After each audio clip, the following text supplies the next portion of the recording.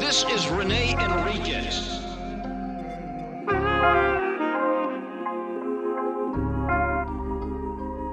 Nickname Black Hand of the Mexican Mafia. Prison gang politics.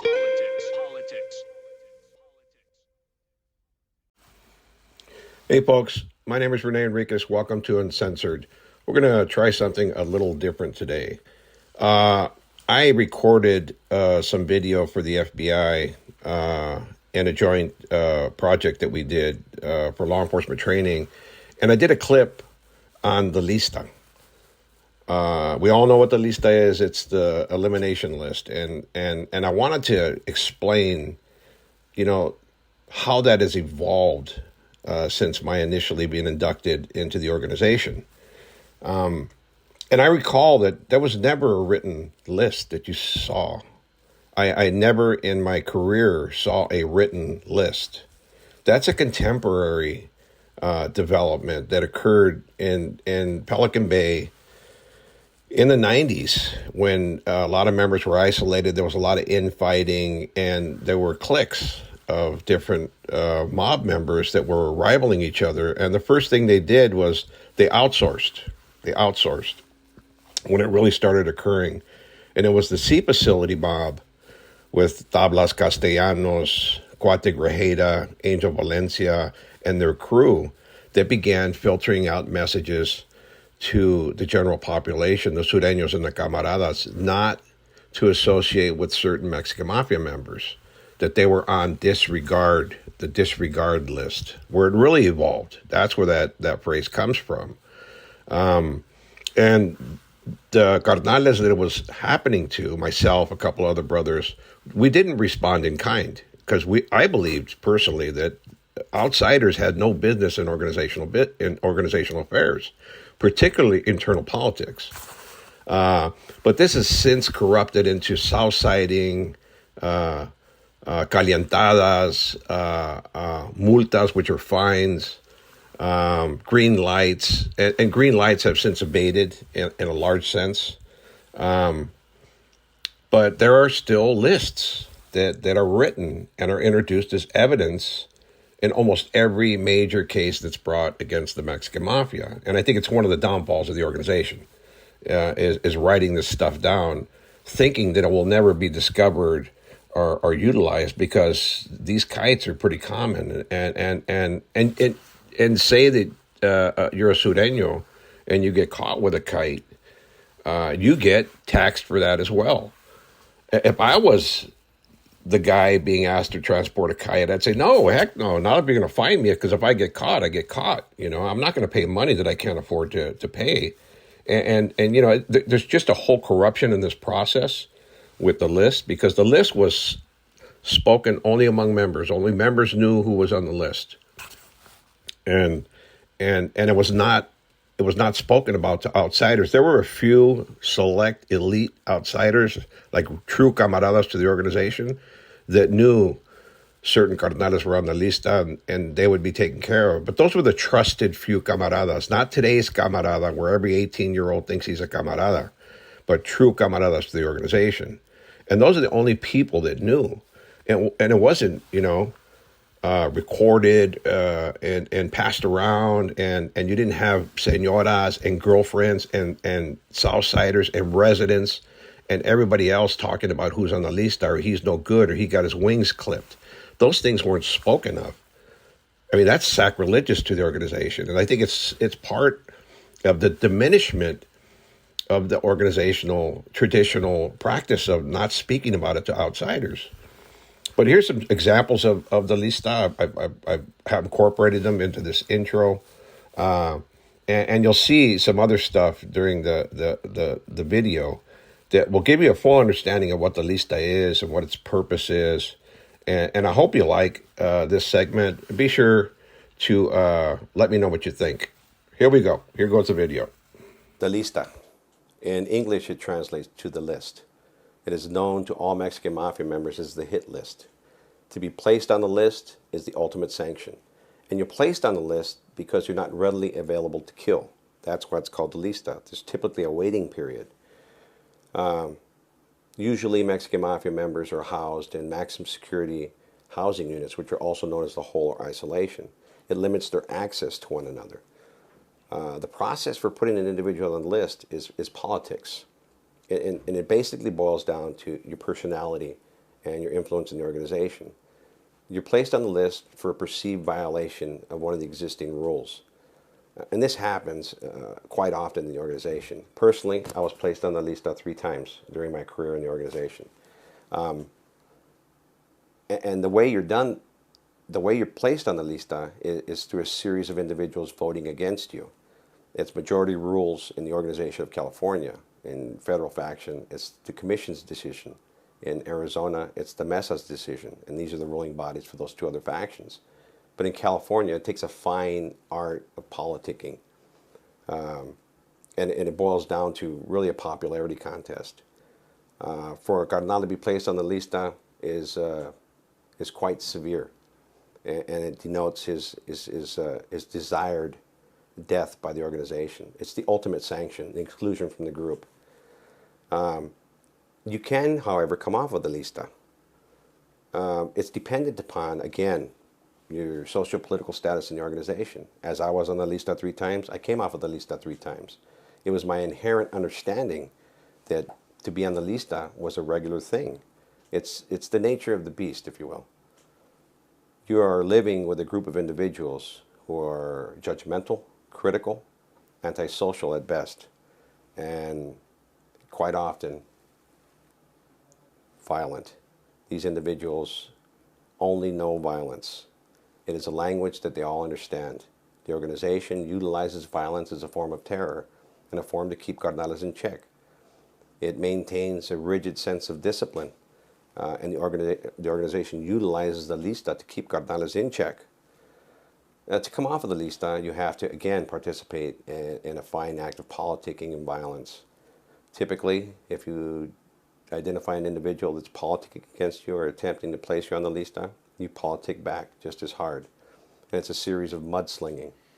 Individuals tarnish each other's reputations, and if they have access to each other, they kill each other, or they arrange this person's murder. And this is how you often come off of the lista.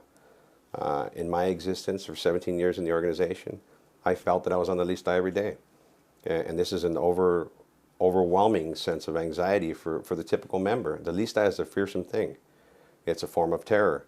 And it runs down the spines, it sends chills down the spines of the typical Mexican Mafia member, including the most stoic of individuals. I considered myself a brave and courageous Mexican Mafia member, but I was always afraid of being placed on the lista. And this is a tool used by the organization to control the masses. The lista traditionally is not written down. It is memorized by members, and we know instinctively who's on the lista after the voting process. It is sacrilegious for members to write the lista down on paper. I have seen confiscated listas from a variety of different institutions, and it would take members aback to see these. I've been involved in a variety of different investigations where they display they've confiscated these listas, and the organization never did this traditionally. The lista was as sacred as the membership, as sacred as the Black Hand. Nobody was supposed to know about the lista. It was known only among members. Contemporarily, everybody knows who's on the lista now. They write it down and distribute it everywhere. But for the member, he knew which cardenales were on the lista. He knew it in his head. It was memorized. And if he encountered a member or an individual on the lista and had the opportunity to kill that individual and didn't, he would suffer the same consequences. He would then be placed on the lista and marked for death as well. Once placed on the lista, a cardenal can only be hit by cardenales. In other words, a member can only be murdered by a member. This is one of the hard adhered to rules. Traditionally, tradition states that we adhere to the rules verbatim, minutely, but contemporarily there's been a corruption to that. But in the eyes of the members in the organization from all factions, Mexican Mafia members kill Mexican Mafia members. It's considered an honorable thing for a cardenal to kill a cardenal. This is how important it is. A cardenal is a walking, talking library of organizational secrets. and it's imperative that the target is eliminated. Mexican Mafia members are utilized very sparingly in hits. It's for this appearance of ferocity that the organization has.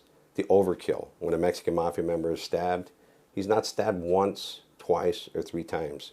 He's stabbed 50, 60, 70 times to ensure his death. Every measure is taken to kill a carnal when a carnal kills a carnal. This is an important thing. It's akin to sending a general to kill one of the troops.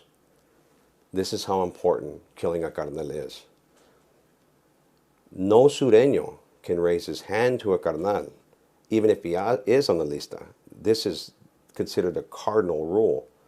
But once it's determined that the carnal has been hit, if he hasn't died, or if it's considered that a carnal has defected or is cooperating with the law in some capacity, he is then green lighted, which is the word goes out to all the gangs, the Hispanic gang subculture and the sureños, that he is open season. It's a phrase that we have called open season. Anybody can take off on him. Anybody can assault him. And it's emphasized that they try to kill this individual. And he is placed on a general lista. So there's a clear distinction in who can hit carnales and when it's appropriate for camaradas to hit carnales. And this is one of those distinctions. In the event that a camarada did hit a carnal that was considered on the general lista and green lighted, this would be an immediate elevation in his status. He would be immediately recognized by the infrastructure of the sureños and the carnales. And this would place him on a path to consideration, dependent on whether he met other criteria. But this, in and of itself, is akin to receiving stripes on your sleeve or stars on your collar. This is an accomplishment for the typical soldado. Although not commonly practiced, sometimes women are placed on the lista. And this is because of a variety of different circumstances, not solely that they violated some expected norm of the organization, but this is the typical reason for placing a woman on the lista. The organization has in the past targeted women because they are active participants in the infrastructure and the operations of our organization. This includes women as targets of the organization and placed on the lista. Contemporarily, the Mexican Mafia began targeting wives and girlfriends of Mexican Mafia members as a political maneuver. There was a rift in the organization during the 1990s when Mexican Mafia members actively sought to kill the wives and girlfriends and family members of Mexican Mafia members. So it is not to say that it's sacrilegious for the organization to kill women. It does kill women, and there are a variety of different ways it does this. Sometimes this is circumstance. An individual doing a hit for the organization encounters a woman who is a witness, and she becomes a viable target of the organization. By virtue of the fact that she's there and she can testify against the individual, she's eliminated. Other times, it's an errant shot that catches a woman and kills her. And still other times, these individual women offend the organization somehow, and they are targeted. These become viable, direct targets of the organization. It is not common practice, but it does happen. There is an exception, however. The Mexican Mafia never targets children. This is the cardinal sin of our organization and the infrastructure, the sureños. In one instance, the Maxim Road murders in Montebello or El Monte, California, occurred as a result of Mexican Mafia defectors being targeted. There were 2 Mexican Mafia defectors living at a specific residence. A hit was ordered by a Mexican Mafia member by the name of Raymond Wedoshai Shryak. He incorporated or utilized individuals from a neighboring gang called Sangra. He instructed these individuals to go target the Mexican Mafia members residing at that specific location. As a result, they went to the home, they targeted these individuals and eliminated them. Within the house, there was the Mexican Mafia member's sister and 2 children. They also were executed by a gang member, a sureño. The woman was a viable target. This is considered collateral damage to the organization. But the children, they were not targets. They were merely children. Both of the children were executed, shot in the head and the chest, and they expired. This was an affront to the organization. When the Mexican Mafia members seen it both in federal custody, Arizona custody, and California custody, they were taken aback. They were truly shocked that our name went behind the killing of children. As a result, the individuals were sentenced to death by California, the participants who had been convicted of this crime. The organization got together and voted on these individuals. And one of them, an individual by the name of Jimmy Palma, character from Sangra, was executed his first day on the yard in San Quentin's death row. This is the stance the organization has taken against killing children. It is never accepted. The Mexican Mafia had cloaked itself in this form of antisocial morality and adheres to that stance, that it will not kill children. This is the one cardinal sin of the organization. If a child got in the way of a stray bullet, this individual will still be viewed with antipathy by the organization. There are more than one instance where this has happened. When the drive-by phenomena was occurring in Los Angeles, California, individuals from West Side gangs in Los Angeles were running down the street shooting at people. On a variety of different occasions, children were struck as a result of stray bullets. These individuals were targeted and attacked in Los Angeles County Jail. This is not accepted. The harming of children is not accepted by the organization. Although there was one instance in the Avenues, it's a gang within Los Angeles, California, where a child was killed. But due to the high influence of the Mexican Mafia members that were from the Avenue Street gang, they were able to protect their gang members and their crews because they were their crews that committed these crimes. But again, here is that fine line of socio-political status in the organization and being allowed to break the rules. This is another example of that. These individuals got away with it unscathed. And the Mexican Mafia members that represent those territories went into a high mode of politicking for them, whereas others were attempting to bring about their demise. But again, their influence outweighed the individuals' influences who were politicking against them. There you have it, folks. Hope you enjoyed this video and the graphics. Let me know what you think in the comments. Now you have a full understanding of what the Lista is and what it became and what it is today and all that good stuff. Be sure to like, subscribe, leave a comment, hit that notification bell, and most importantly, hype the video. That's a new thing they got on YouTube. You can hype 3 times a week. It gives the video points, which further promotes it in the algorithm. So anything you do to support the channel is appreciated. Please keep in mind we also have memberships available. Hit the membership tab, and you'll see all the levels that are available there with the different perks. In fact, we even have a perk for a 15-minute personal phone call. If you guys are interested, please join. You'll be supporting the channel, and I'll be able to bring you more fire content. All right, folks, I'm out. Peace. Be safe. Have a wonderful day. This is Rene Enriquez.